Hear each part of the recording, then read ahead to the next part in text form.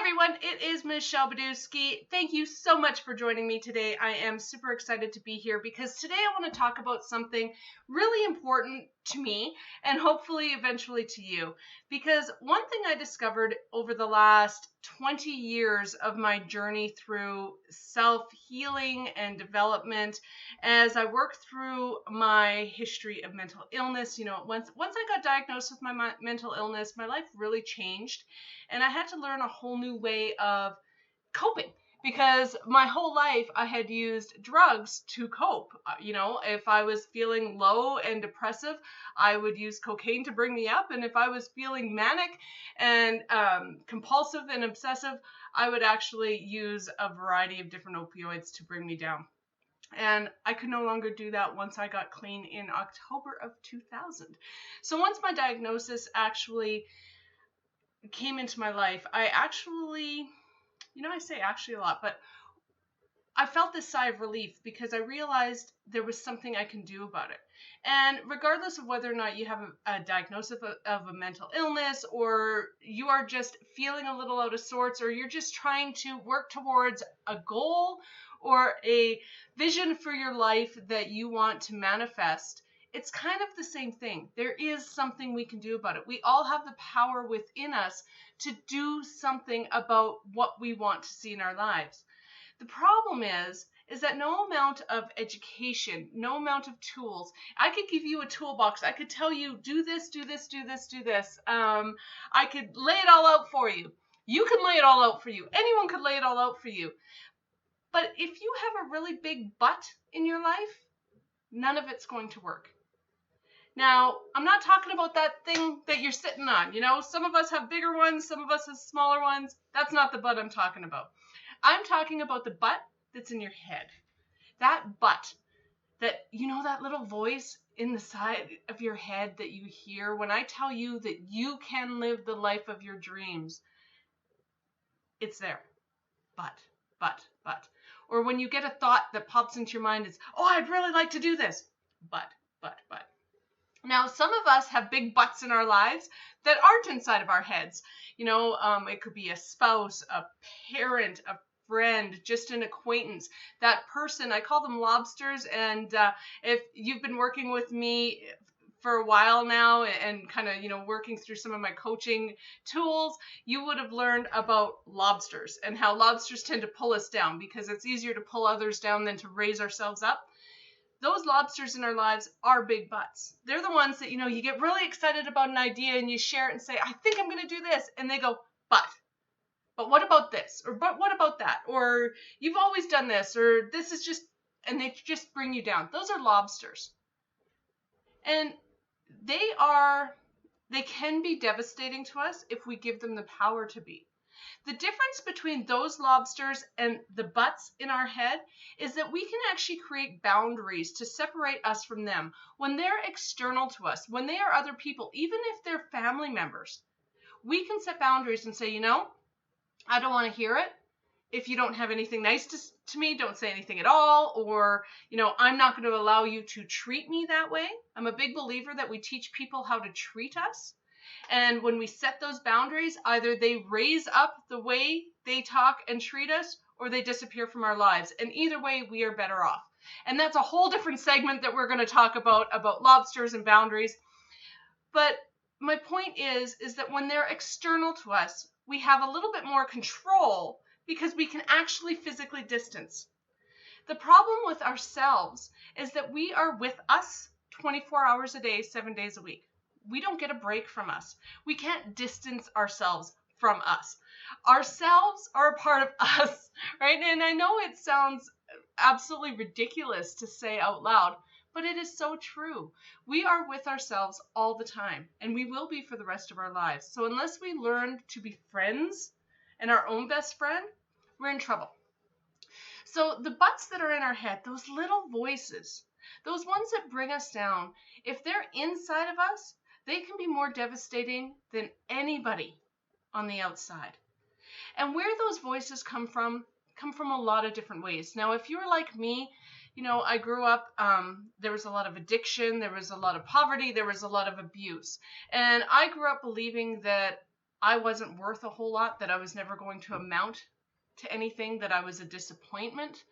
And everything that was good that happened, I internalized and said, but it's not good enough.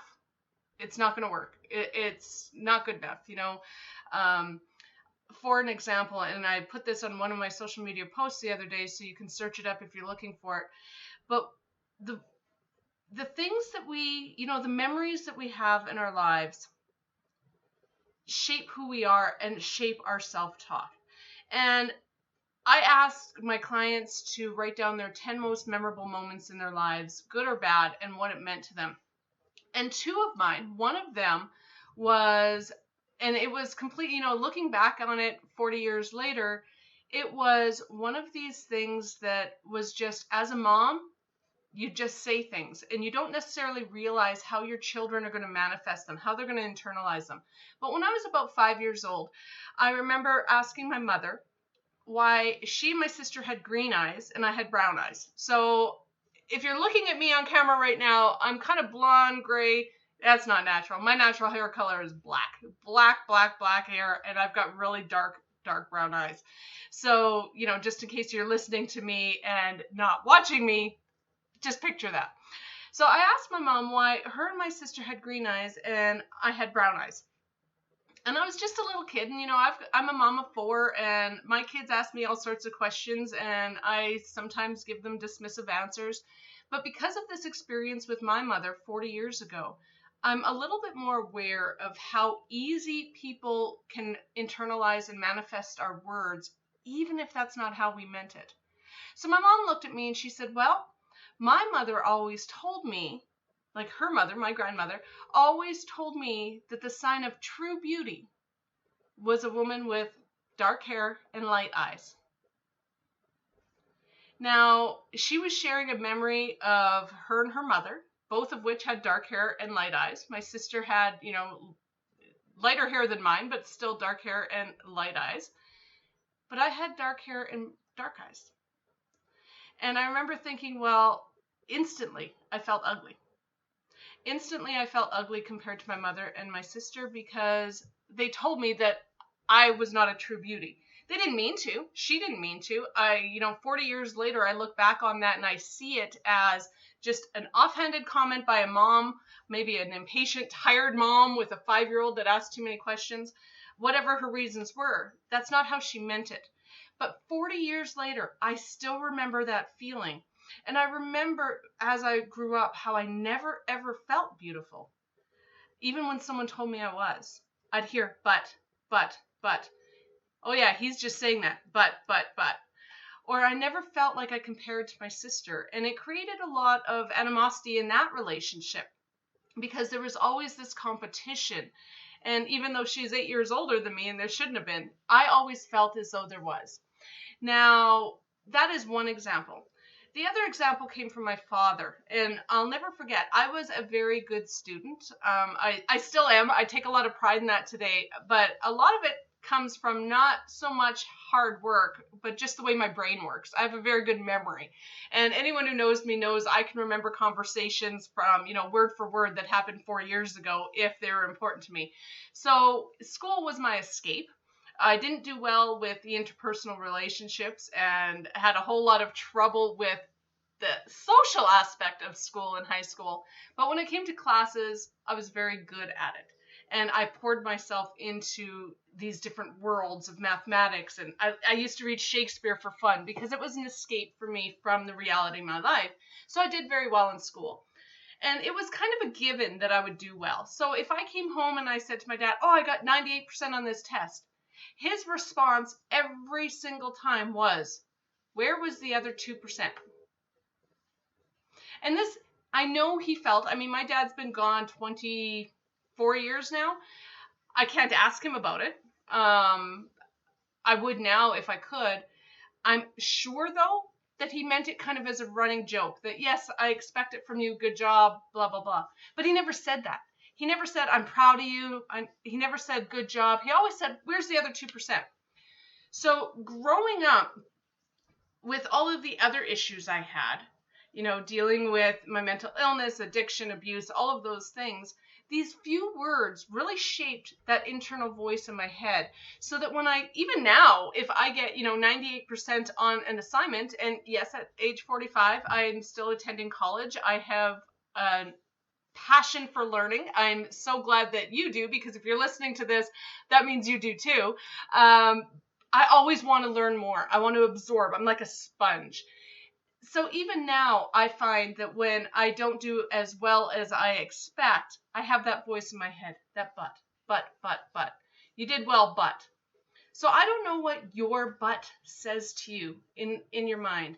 I know that over the years, mine has said a lot of things. Mine has said that I'm not worthy. Mine has said that I'm never going to amount to much.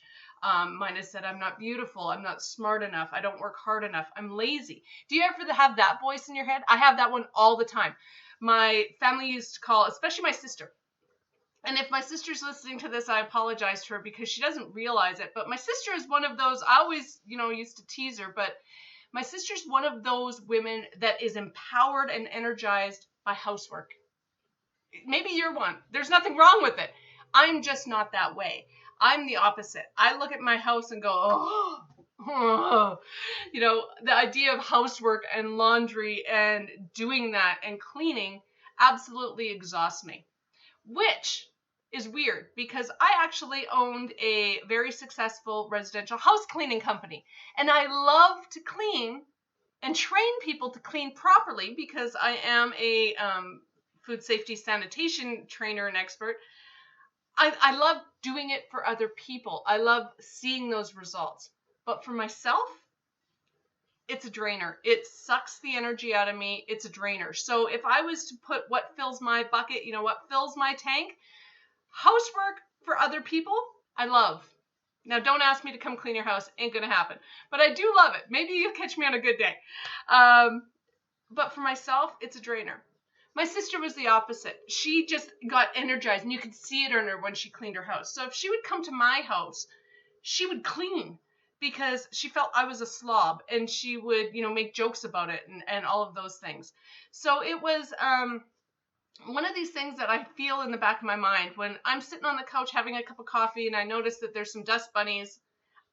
That voice, that butt in my head tells me how lazy I am. Even to this day, I still have that voice. And you might have it too. Now, the difference is, and I shouldn't say difference because maybe you are even further than I am on this journey and you can teach me a few things. But one thing I have learned, the difference between me now and where I was, is that those butts, those voices in my head no longer control me. I can start to recognize them for what they are, and I call it challenging the logic. I actually engage these voices in conversation. Now, before you call a hotline and start, emailing me, telling me I should look up, anything about hearing voices and schizophrenia and all those things, that's not it. That's not what I'm talking about. What I am talking about is being able to recognize the butt for what they are and kind of calling that butt out. So yes, it is talking to yourself, but it's doing it in a positive way to make you realize that these little voices have power, but they only have as much power as you give them. They only have as much power as you give them, and that's really important to say. So no matter where you are on your journey, if you have a goal in your life, if you want more, if you're working towards a new job, a new career, weight loss, anything, trying to get physically well, relationships, none of it is going to work unless that voice inside your head is on the same track as you. But if it's working against you, if those butts are actually sabotaging you, it's not going to work. So as you have your plan, you have to recognize what your butt is telling you, and you have to learn to shut it. Yes, I am telling you to shut your butt. So I'm going to tell you what works for me. Maybe you found something that works for you, and I'm happy to hear it. Send me a message, shoot me an email. Let's talk about these different ways of shutting our butts, because not everything works the same way for everyone. All I can tell you is what I do and what works for me and how much it's helped me. So the first thing I had to do was recognize my butt. The first thing, and just being able to tell you about it. And you might be sitting there going, oh yeah, that voice inside my head. Okay, give it a name. I call it my butt. I like calling it my butt because I talk about shutting my butt. I talk about shrinking my butt. I talk about, my butt's been too big today. Tomorrow I need a smaller butt. I have a warped sense of humor that way. But I mean, you can call your butt anything. Call it Internet Karen. Call it, Shelly. It doesn't matter. Whatever you call that voice inside your head, give it a name. Acknowledge it so that when you hear it, you go, oh, that's what that is. Oh, that's what that is. All right. So acknowledging it is the first step. And when I do hear it, so I'm going to give you an example. I am embracing a whole new way of doing business. I have pivoted a little bit.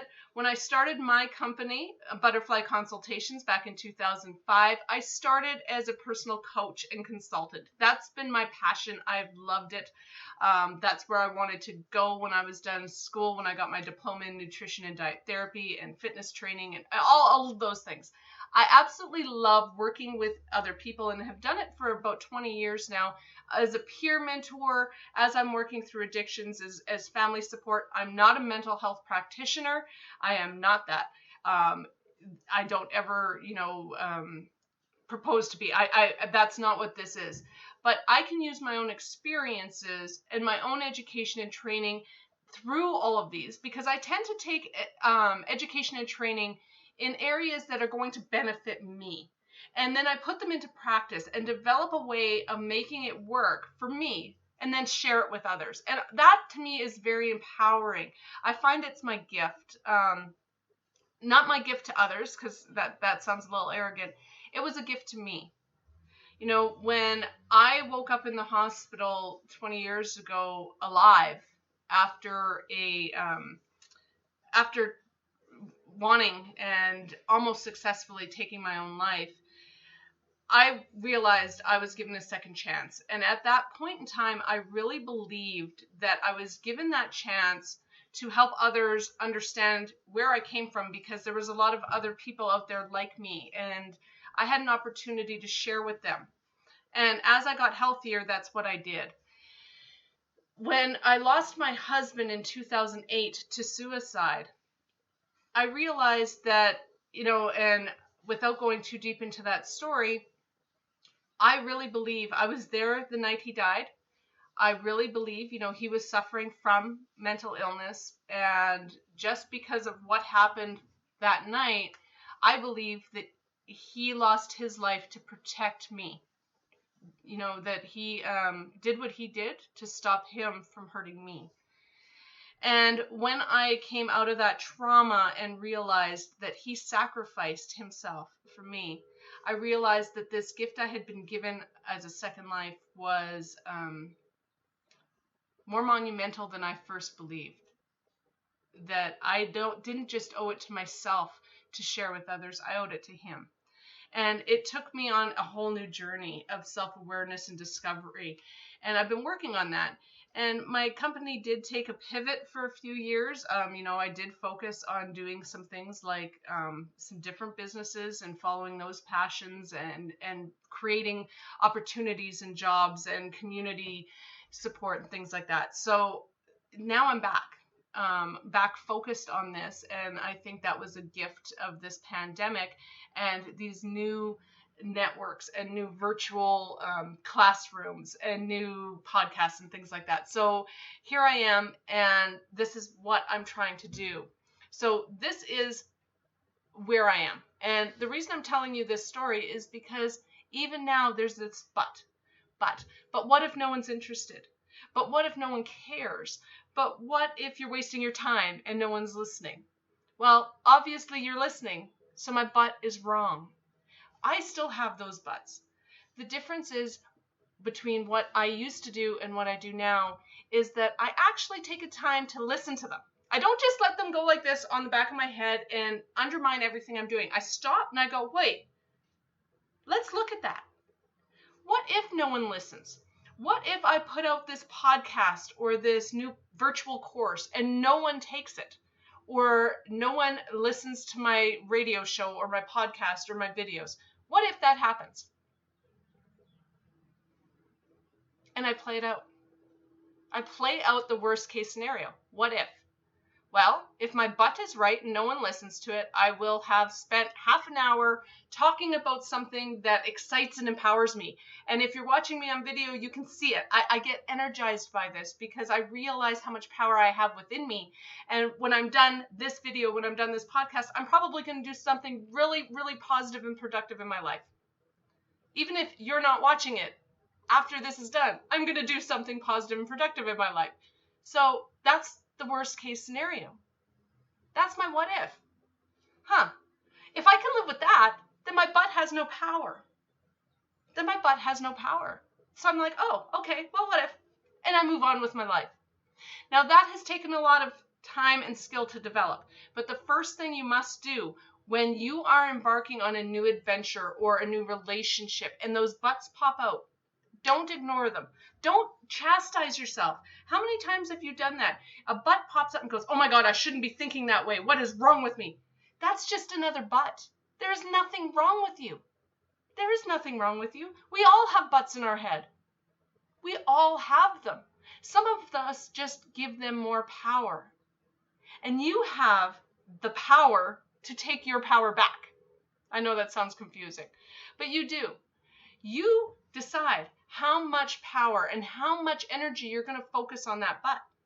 So if you let it go and you let it grow and grow and grow and it gets louder and louder and louder and says, okay, you know what? I'm not going to do this new course. I'm not going to do this new podcast. I'm not going to go on this date. I'm not going to whatever your new adventure is. I'm not going to take this fitness class. I'm not going to start a new career or go to school because my butt has scared me. You've given your power to your butt. How you take that back is by challenging it. Play it out. What if your butt is right? Look at it. If you are looking at a new relationship and you go, oh my God, what if I meet this person and they don't like me? Well, what if? What if I get hurt? What if? Well, can you live with it? Is the reward bigger than the what ifs? Because the thing is, a what if isn't for sure. It's not for sure. It's not a guarantee. But if you don't try it, you'll never know. So you have to make that decision. Is the reward worth the risk? I know for me, 90% of the time, it is. But sometimes I play that out and I go, you know what? The risk isn't worth it. Maybe it's a financial risk because I can be very impetuous. I can be very a little too spontaneous. So sometimes my butt is a good thing. It slows me down and makes me consider the pros and cons. Don't always think that that butt is bad. Listen to it, acknowledge it, and talk to it. Say, okay, what is it that is making me feel apprehensive about this? There's something here. Let's explore. And if you decide that the risks are worth the rewards, go for it. Play it out. Your intuition is powerful. Your butt is powerful. But only if it's coming from a place of truth. If it's coming from a place like some of mine were, based on a childhood experience or a bad relationship or abuse or addiction or mental illness, then it can be devastating because we're still living within that abuse or that addiction or that illness. We haven't escaped it yet. Even though, you could be clean, you could, mental and physical abuse shapes who we are. When you hear that you're worthless again and again and again and again, eventually you start telling yourself. Even leaving that abusive relationship, that will still have power over us if our brains still tell us the same thing our abuser did. We have to change those tapes. We have to change those thoughts. And the only way to do that is to acknowledge it. We don't just get rid of them. Those thoughts, the tapes in our head, run 24 hours a day, 7 days a week. Our brain is functioning even when we're sleeping. We're not going to stop them. But what we have to do is change the message. And the only way we can change the message is by acknowledging it, challenging it, and correcting it. We replace it with more positive ones. So if that's the case, and I've been there, wait a second, I'm not worthless. That is just something someone told me so that they could hurt me. And they were wrong. Wow. And if that thought comes into my mind 30 times a day, I say 30 times a day, I am not worthless. That is just something someone told me so they could hurt me, and they were wrong. And if it takes 30 times a day of saying it, maybe tomorrow it'll be 29 and 28 and 27. And eventually that thought barely shows up. And when it does, gone. It takes practice. It takes awareness, and it takes a willingness to realize your own value and that you choose who you are. You choose what you're worth, and you choose what those tapes say in your head. You've got the power to do it. You absolutely do. And no one deserves to have that kind of power over you. I don't care who they are. If you are in a relationship where your spouse or significant other is putting negative tapes in your head, you need to change that. And maybe sometimes, like I said, that physical distancing, you know what? You teach people how to treat you. If someone in your life is treating you that way, you need to raise your boundaries and say, that is not acceptable. Either you treat me like this or you're not in my life. And it could be a spouse. It could be a mother. It could be a friend. It could be a sister or a sibling, or it doesn't matter who it is. You teach people how to treat you. And the minute you start treating yourself with respect, love, compassion, and dignity, others will too. If you can't be your own best friend, if those tapes in your head don't treat you the way you would treat others, others will pick up on that. So start there. When those tapes play, say, would I say this to my own best friend? Where is this coming from? Is this true? What if? And play it out. Write it down in a journal if you need to. Shoot me an email if you need to. I'll help you do it. I'm happy to help. But let me know how your tapes work for you, how you change what they play, and if any of my tips help. And I'll talk to you later.